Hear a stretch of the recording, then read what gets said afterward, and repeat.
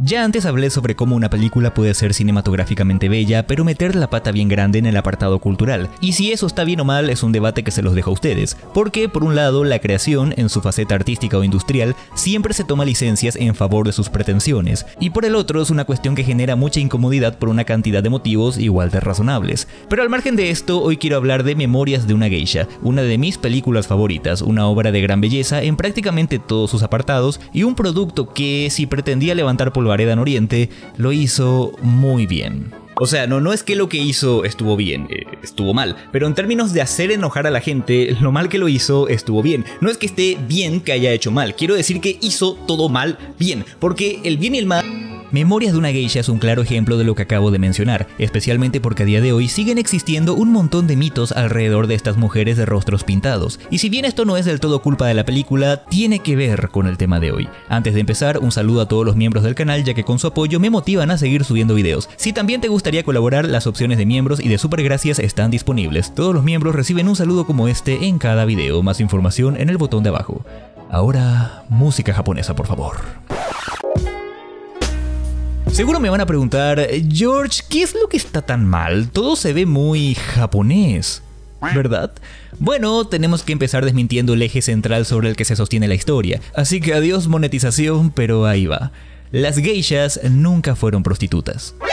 Nunca. Y desde luego, nunca lo fueron de la forma sistemática en que lo muestra la película. Se trata de una confusión. Las que sí cultivaban la profesión más antigua del mundo eran las oiran, y aunque a simple vista puede no existir mucha diferencia entre una oiran y una geisha, el estudio de la cultura japonesa nos demuestra que cumplían roles distintos. Es cierto que hay similitudes entre ambos conceptos, tanto las geishas como las oiran se sometían a un riguroso entrenamiento desde niñas y debían poseer conocimientos en artes, entretenimiento y conversación, pero las oiran tenían por finalidad ofrecer placer sexual al público masculino, mientras que los clientes de las geishas sabían que no podían esperar este tipo de servicios. Eso sin mencionar que hay un montón de detalles diferenciadores en la indumentaria y el peinado. ¿Y a qué se debe este malentendido?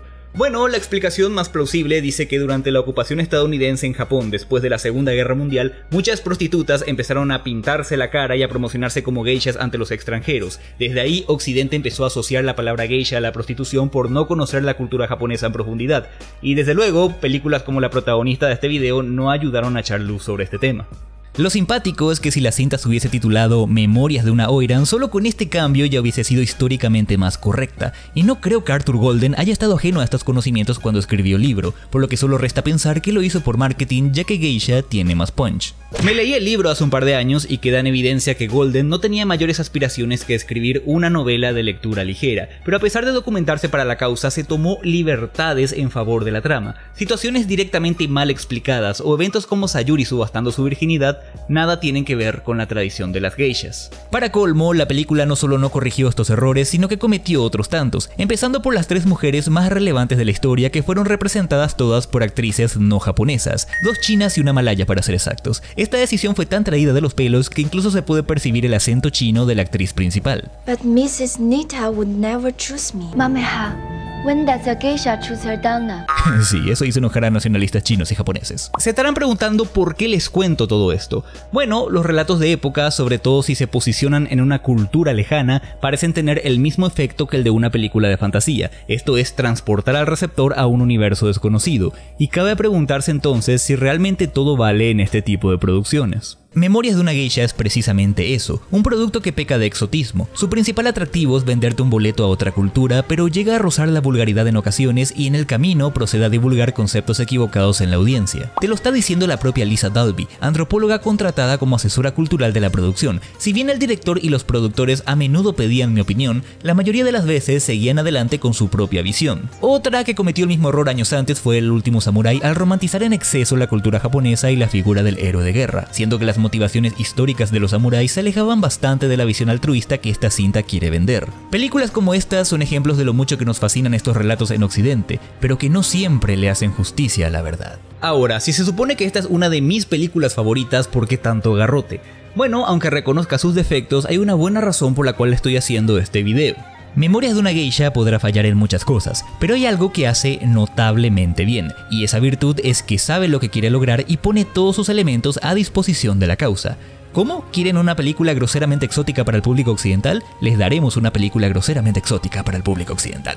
Teniendo esto en mente, no es raro que se le haya dedicado un particular esmero a todos los elementos que componen la cinta. La música, los escenarios, los diálogos, absolutamente todo es altamente inmersivo. Y ahí llegamos al meollo del asunto, el tratamiento fotográfico. Si siempre quisieron saber a qué nos referimos cuando hablamos de fotografía en una película, este video les va a venir como anillo al dedo. ¿Qué es lo que hace un director de fotografía? La fotografía, explicada en términos mortales, es todo lo que se aprecia en una película. Si bien el director es quien decide qué y cómo se muestra, el director de fotografía tiene más conocimientos técnicos y artísticos sobre composición, sobre planos, sobre lentes, sobre el comportamiento de la luz y otros detalles relacionados. Por tanto, si decimos que Memorias de una Geisha tiene una excelente fotografía, nos referimos a cada una de las partes que hacen a la imagen, y ahí tenemos mucho para desmenuzar. Esta película resulta tan agradable al espectador por la combinación matemática de todas sus partes. Entonces, ¿qué es lo que hace a la fotografía tan imponente y por qué digo que es poética? Para entender esto hay que reducir la cinta a su máximo exponente. Esta es una historia profundamente romántica, y no me refiero al romance de besitos aquí y allá, me refiero al romanticismo como corriente artística. Tranquilos que no me voy a poner enciclopédico, si quieren profundizar esa tarea se la dejo a ustedes, pero sí van a necesitar nociones básicas para entender el punto de este análisis. Veamos entonces. El romanticismo se caracteriza por A. Exaltación de los sentimientos, muchas veces por encima de la razón, y la historia de Sayuri engloba esto en la persecución de su interés amoroso. Amor, pasión y emoción, nada más que decir. B. Sublimidad, una exaltación de la belleza en terrenos más asociados a la incomodidad o incluso al rechazo. Esto se notaba en artistas que decidían explorar temas truculentos, y creo que Memorias de una Geisha encaja aquí por su relato de dolor, pérdida y resiliencia. C. Interés en lo exótico. En su momento la rebeldía contra los cánones se demostró en la idealización de culturas foráneas y lejanas. Oriente fue precisamente uno de los lugares más visitados. Y D. Idealismo, tanto a nivel artístico como también en el plano social y político. Nuevamente volvemos a la idealización de la cultura japonesa. No solamente es un retrato, es una construcción. La propia protagonista lo deja en evidencia. Es joven y hermosa, es fuerte, de pasado trágico, todos quieren con ella, incluso posee una característica física única, el color de sus ojos para sostener un simbolismo bastante vago. Vamos, que es prácticamente una Marisu. Si esto no es la mayor muestra de idealización en esta historia, no sé qué lo sea. La escena que más deja en evidencia la intención romántica se encuentra hacia el final de la cinta, cuando el cierre se da con la consumación del amor entre Sayuri y el presidente. En el libro la historia continúa hasta que este romance termina y Sayuri migra a los Estados Unidos, pero la película decidió que este era el punto adecuado para terminar su narración, y la verdad lo encontré acertado. Sé que hay otros cambios en relación a la novela, pero este es quizás el más relevante y de cualquier manera no es el tema que nos compete. Y hablando de temas que sí nos competen, denle me gusta al video y síganme en mis redes. Ya sé, mucho texto, hora de ponernos los guantes. Si me preguntan cuál es la toma más representativa a nivel visual de esta película, yo elegiría esta. A simple vista podemos pensar que acá no hay nada de especial, es la toma de un atardecer con los edificios en contraluz. Ni siquiera tiene una intención narrativa de peso, ya que sirve de transición entre la escena en la que Hatsumomo es descubierta junto a su amante y la escena en que Chiyo intenta escapar de la Okia horas más tarde. ¿Por qué entonces nos detenemos en una imagen tan irrelevante? Porque su valor no está tanto en lo que se muestra, sino en lo que significa. En fotografía existe la denominada hora dorada u hora mágica, y ocurre en dos momentos muy puntuales del día, a la primera hora después del amanecer y a la última hora antes del atardecer. Y la razón por la que es tan valorada es porque estos dos momentos brindan la luz perfecta para sacar fotografías. Además, al ser un tipo de luz que se acaba muy rápido, exige mucha destreza de parte de los fotógrafos. Entonces, volviendo a donde nos quedamos, podemos entender la intención detrás de esta toma. La imagen de la arquitectura japonesa y los montes de fondo, en el momento más álgido de la hora dorada, nos habla de una intención casi pictórica. Elegir un tipo de luz tan especial y efímera para mostrar estos elementos, claramente reminiscentes de la cultura japonesa, es la misma idealización de la que venimos hablando desde el principio de este video, y ese mismo idealismo está embadurnado en todo el largometraje. El tratamiento de la luz va muy de la mano con cada uno de los momentos que vive la protagonista, y así como ella va mutando, también lo va haciendo la filosofía fotográfica. Al principio todo está en penumbras para acompañar los momentos más oscuros y tristes de la infancia de Chiyo. Su llegada a la Okia está representada con el predominio de la oscuridad. Sin embargo, a medida que va ganando confianza y adaptándose a su nueva vida, la luz empieza a ganar terreno. Esto contrasta con lo que vemos en la vida de la Chiyo doncella. Cuando se reencuentra con el presidente, la escena también transcurre en la oscuridad, pero en esta ocasión tenemos una escena mucho más acogedora. Entre el frío del invierno, todo en penumbras, mientras su rostro se ilumina con luces cálidas. Todo indica un cambio en la energía anímica del personaje. La escenografía también se presta. La visión que tenemos del Hanamachi se va ampliando con el crecimiento de Chiyo. Al principio no se nos deja ver mucho, todo se nos muestra a cuentagotas siguiendo una perspectiva infantil que no alcanza a ver todo lo que le rodea. El mejor ejemplo de esto ocurre cuando Chiyo y Calabaza van a la escuela. La cámara nos posiciona al mismo nivel que ellas, haciéndonos sentir como un niño más en la escena, ocasionando que la locación se sienta mucho más grande de lo que realmente es y recordándonos el concepto de estar viviendo las memorias de otra persona. Porque sí, esta película se esfuerza mucho en que te sientas parte de la historia. Sin embargo, cuando la historia pasa a Chiyo doncella, la visión sobre el Hanamachi es mucho más amplia, permitiendo al espectador darse una idea sobre la verdadera profundidad de este mundo. Saber de qué tipo de producción estamos hablando es crucial para entender las decisiones que se tomaron detrás de cámara. Como mencioné, este escenario es muy importante. Entonces, ¿cómo se recreó todo lo que vemos en pantalla?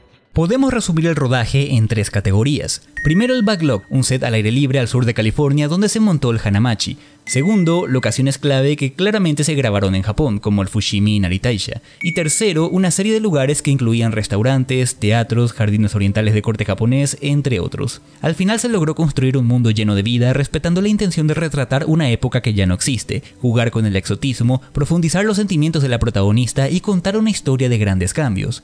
¿Cómo unieron todas estas ideas? Es buen momento para mencionar que la película se grabó con lentes anamórficos. Ya en el pasado hablé de estos lentes y de cómo Pixar intentó emular este efecto para crear narrativas más íntimas. Básicamente son lentes que distorsionan los fondos con desenfoques extremos, lo que sumado al formato de pantalla ancha dota a la imagen de una particular profundidad de campo. El director de fotografía Dion Bibi sostuvo que esta elección era la ideal para alimentar el misterio que emana este universo. Es un formato que permite separar las capas de imagen en diferentes niveles y el despegar a los actores del escenario tiene un peso dramático importantísimo a la hora de retratar emociones. Con toda esta información a mano, veamos la escena en la que Chiyo conoce al presidente. Si algo se intenta dejar en claro desde el principio es la verosimilitud del entorno, algo muy importante en un relato de época, pero para este punto la escenografía deja de ser relevante. Se supone que es un diálogo íntimo entre estos dos, de modo que la vista se centra en ellos mientras todo lo demás está fuera de foco, y este desenfoque de fondo se utiliza varias veces para los momentos íntimos, especialmente a la hora de grabar con primeros planos. Si hay algo que caracteriza a Memorias de una Geisha es la intención simbólica en todo lo que se muestra. Todo está en movimiento, todo funciona con mucha teatralidad y todo parece coreografiado, incluso la propia cámara.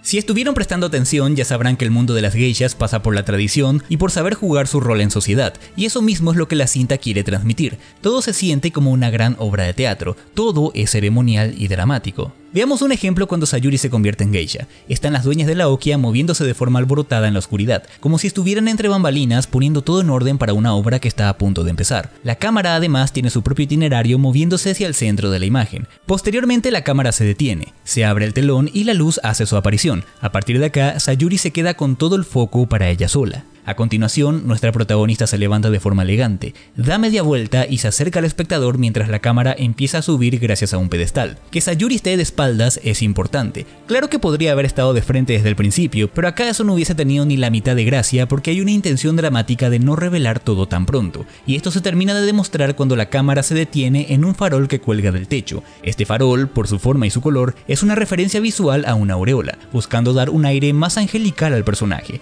Nuevamente, todo es idealización. Toda la escena está en composición simétrica, toda la escena está en movimiento, cada elemento aparece en el momento en el que tiene que aparecer, todo es ceremonial y en su justa medida. Debemos decir que la película está plagada de estos movimientos de cámara. Es cierto que hay tomas estáticas para apreciar la belleza del terreno, pero en las escenas con movimiento es bastante común que la cámara decida participar para dar dinamismo a las escenas. Como dato curioso, se utilizaron plataformas rodantes el 80% del tiempo durante el rodaje, ocasionando esos movimientos tan fluidos. Una Techno Crane para los espacios abiertos, una Chuckman Peewee para los espacios reducidos y una Steadicam para casos puntuales. Sé que estoy resumiendo en exceso la diversidad de aparatos utilizados, pero es para que se hagan una idea de todo lo que conllevó ejecutar estas tomas. Un claro ejemplo del movimiento con Steadicam ocurre la primera vez que vamos a la casa de té. Es un plano secuencia donde la cámara inicia su recorrido siguiendo a un cliente habitual, posteriormente se distrae con una camarera. Eventualmente el centro de interés migra a la botella de sake hasta que llegamos a la sala donde se encuentran los invitados. La cámara vuelve a distraerse con otro desconocido y entonces nuestras protagonistas entran a escena. Es como si la propia cámara estuviera describiendo la escena y danzando con todos los elementos en pantalla. Hay otros elementos que ayudan a enfatizar el carácter escénico. Uno de los más llamativos es el uso del doble encuadre. El doble encuadre es demasiado constante como para considerarlo una casualidad. Hay un interés declarado en hacer énfasis en ciertas porciones del entramado visual. El doble encuadre, también llamado encuadre natural, significa que existan formas dentro de la imagen que generen un marco adicional al que ya nos da la película. Este recurso puede tener muchas lecturas dependiendo del contexto, pero en este caso, el doble encuadre aparece cada tanto como un recordatorio constante de alguien que quiere que veamos solo una parte de la composición. En otras palabras, hay un director marcando pauta detrás de cámara, una forma muy sutil de romper la cuarta pared para reforzar la propia narrativa. Pero quizás el ejemplo más potente de todo lo que estuvimos viendo hasta ahora se encuentre en la escena del baile debut de Sayuri, donde la posición de la cámara nos hace sentir parte del público, una vez más, como si estuviéramos viendo la obra in situ. Pero hay mucho más detrás de esta secuencia. Primero que nada, tenemos que entender que la película escoge desarrollar muchas de sus escenas en el plano nocturno porque la noche se asocia con lo prohibido y lo misterioso, lo que va de la mano con el carácter sensual de este universo. Pero por supuesto, grabar de noche presenta una dificultad evidente. Grabar de noche significa la ausencia de la materia prima de cualquier fotografía: la luz. La iluminación en espacios nocturnos de por sí presenta todo un desafío, pero si a eso le sumamos el factor de tener que ambientar una escena en una época pasada, las cosas se ponen más complicadas, porque si bien existía luz eléctrica en el Japón de los años 30, predominaban las fuentes tradicionales, por tanto se debe tener especial cuidado a las fuentes de luz a ser utilizadas durante el rodaje, porque una luz muy moderna claramente rompería la ilusión. Es por eso que tuvieron que buscar un equilibrio entre equipos de luces manejados a computadora y otros medios como linternas de aceite, fuego, linternas de papel y bombillas eléctricas antiguas. No obstante, toca reiterar que la luz siempre está en función de lo que se quiere plasmar, y un lugar donde claramente pasaron de largo frente al rigor histórico es la mencionada escena del baile. La cámara se mueve entre el público, como dije, con la intención de que el espectador se sienta partícipe. La paleta de colores llega a ser ridículamente saturada en comparación con el resto de la película, como de hecho suele ocurrir con este tipo de iluminación en las artes escénicas. Y por encima de todo, la luz va mutando junto a la coreografía. Es bastante improbable que un teatro japonés de la época pudiese tener un juego de luces de esta calidad. En este caso, los realizadores se toman una licencia para darle más peso dramático a la performance de Sayuri. Nada mal. Me pueden decir que enfocarse tanto en el drama puede ocasionar que antepongamos la creatividad por encima de la funcionalidad. Felizmente, yo creo que acá no tenemos ese problema. Los movimientos de cámara también resultan funcionales al guión. Un caso concreto ocurre cuando Chiyo corre hacia el templo a ofrendar las monedas que acaba de darle el presidente. Mientras caen los pétalos de cerezo, la cámara se eleva con grúa hasta llegar al cielo. Este plano se sostiene unos segundos, los pétalos pasan a ser copos de nieve y la angulación vuelve a caer a esta misma toma del que ya les hablé antes. En este caso en particular, la cámara apoya la elipsis narrativa para avanzar con la historia. Otro ejemplo que me encanta, que también es un plano de larga duración y que también sirve de transición, es cuando Japón es invadido por los Estados Unidos. Vemos el Hanamachi por última vez antes de pasar a otro escenario con un fundido. Vemos el agua corriendo. Nada raro hasta que un tono rojizo contamina la corriente. Es natural que lo primero que pensemos es que se trata de sangre proveniente de alguna batalla, debido a que la voz en off está hablando de los estragos de la guerra. Pero enseguida descubrimos que se trata del tinte de una tela en el agua y esto nos sirve de introducción a la última etapa de la vida de Sayuri. Y por supuesto, no me iba a olvidar de esto, hay mucho paisajismo. No hay que ser muy erudito a estas alturas para saber que las filosofías orientales le dan mucho peso a la relación con la naturaleza. Eso sin mencionar que también es tema de interés del romanticismo. Así que es más que evidente que este factor tenía que aparecer en la película. Y tal cual, hay un montón de imágenes que bien podrían ilustrar una campaña de turismo. A fines prácticos, esto no tiene ningún peso en la lectura final del material. Al igual que el caso de La Hora Dorada, la mayoría de estas tomas solo sirven de transición a otra cosa. Pero lo que debemos rescatar es que no importa si son planos en detalle o grandes planos generales, la naturaleza aparece retratada con suma solemnidad, sumando a la intención idealista y dramática. Podemos concluir que esta película está repleta de tomas que podríamos encuadrar y colgar en la pared, y si bien es cierto que hay otros factores que también tienen su grado de influencia, está más que claro que esta historia está sostenida en gran parte por el poder de la imagen. Creo que fui bastante claro al dejar en evidencia que Memorias de una geisha está cercano a ser un placer culposo, pero quería dedicarle un video para demostrar que una película puede fallar en algunos aspectos, pero ser profundamente interesante en otros. Al final de cuentas, el cine es el arte donde confluyen todas las otras artes. Mi secuencia favorita es cuando Sayuri inicia su transformación, diría que condensa toda la filosofía de la cinta. No me detuve a hablar de ella porque engloba demasiadas cosas que se podían explicar mejor con otras escenas, pero es justo decir que probablemente sea uno de los mejores montajes que haya visto en mi vida. Espero haberles ayudado a apreciar mejor el apartado visual de este largometraje, los desenfoques, el juego de planos, el doble encuadre, la iluminación en carácter cuasi sagrado, la saturación de colores en momentos clave, son elementos muy dispares que persiguen la única coherencia que tiene esta película, el cambio como una constante. Soy consciente que este video puede sentirse un poco inconcluso, pero entenderán que no puedo hablar en profundidad de cada plano porque demoraría demasiado tiempo y abarcaría otras áreas como el montaje o la dirección actoral. Lo que hice fue seleccionar las ideas más importantes y algunas escenas puntuales para explicar mi punto de vista, así que cuando vuelvan a revisitar esta película creo que van a poder entender mejor otras escenas que no mencioné, ya que muchas de ellas están construidas con una intención similar. Bueno, hasta acá por hoy, así que nos estaremos reencontrando la próxima. Muchas gracias una vez más por estar ahí. Recuerden seguirme en mis redes sociales y en nuestro canal de difusión de WhatsApp para no perderse las novedades del canal. Nos veremos la próxima. Muchas gracias, un fuerte abrazo y que estén bien.